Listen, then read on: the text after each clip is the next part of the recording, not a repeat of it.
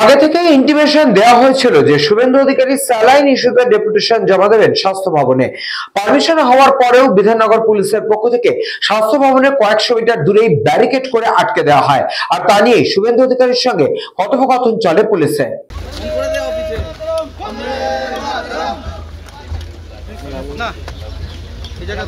আমি irrigation minister ছিলাম, ডেঙ্গুর আগে এখানে মিটিং হতো, ইরিগেশন দপ্তর থাকতো, আপনি নিশ্চিন্তে থাকুন। ভয় কেন?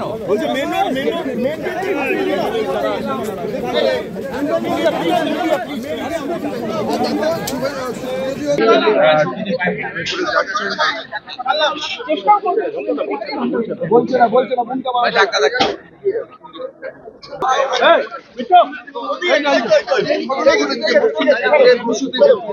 এখনো মেডিকেল কলেজে সেখানে আশঙ্কাজনক অবস্থায় চিকিৎসাধীন রয়েছে।